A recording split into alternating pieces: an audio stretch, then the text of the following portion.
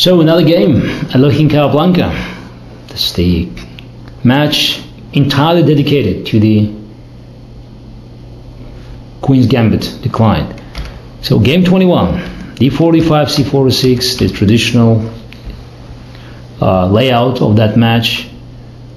Funnily enough, Capablanca never played Carlsbad structure. I wonder what could be the outcome, because when he switched to Carlsbad structure in game 27, he completely outplayed Alohin, but he never tried to play classical Carlsbad taking on d5 at move 4. So Alohin was deviating from Kemper Springs to a classical Queen's Gambit, but he always tried to be more creative and more aggressive, so playing a6, and as we know now, c5 is the best move. Capablanca also switched to cd5, but in this game he played an innocent a3, and then after h6, bishop h4, Alohin took on c4, and his game was released after playing b5. So here there was a moment that nobody paid much attention to.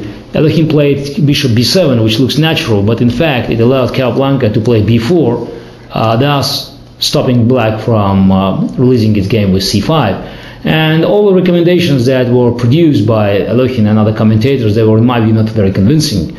And in the game, my great predecessors, I studied this moment and came to the conclusion that white could hope for an advantage. While after castle c5, black had no problems whatsoever. And of course, playing c5 immediately at move 11, black could avoid all this hassle.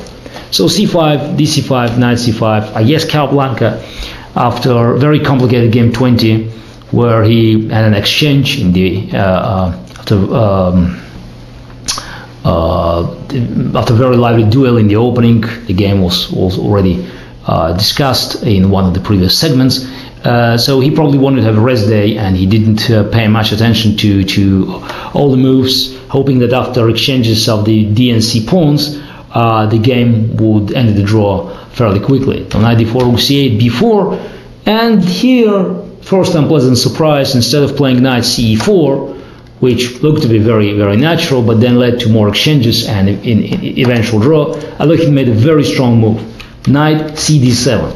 So it looks like a retreat, but in fact, going backward, Alohin pointed out that knight on c3 is not a good piece, because it stands on the way of white rook and it plays no active role. While black knight goes on d7 now could eventually appear on c4 either via b6 or via e5.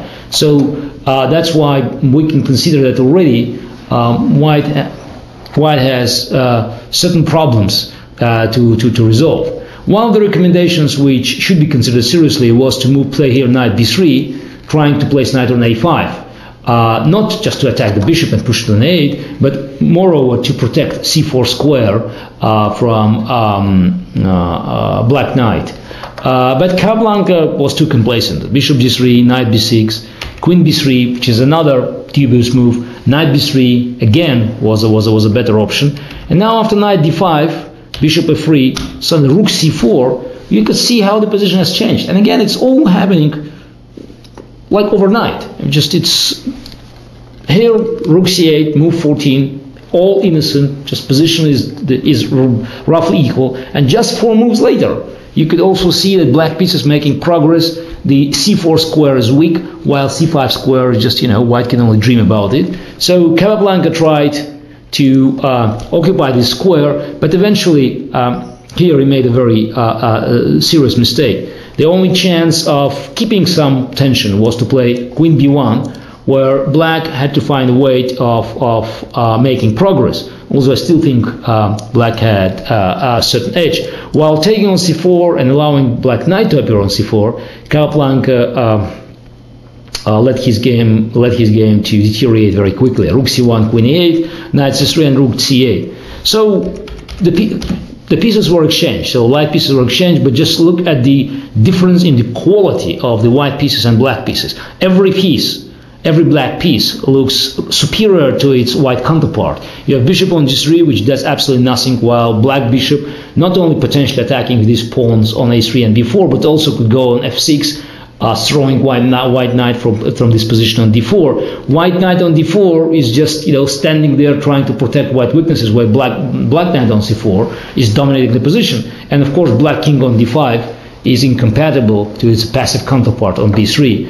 I guess Capablanca already lost his nerves and played the rest of the game quite poorly. The best chance here was probably to play f3, trying to bring bishop back to the defense, while I still think that probably position is already, white's position is nearly lost. While after a4, Alokin found a very nice tactical refutation, and after knight went on f3, played bishop b2, and white's position collapsed, because after rook d1, then it's a nice line, b takes a2, queen takes a2, knight b6, rook d5, knight takes a4, and eventually rook on b4, pawn on b4 will be lost. That's another demonstration of helpless white's pieces on the king side, while black light pieces are playing an active role in the king in the queen side, where all the events are taking place.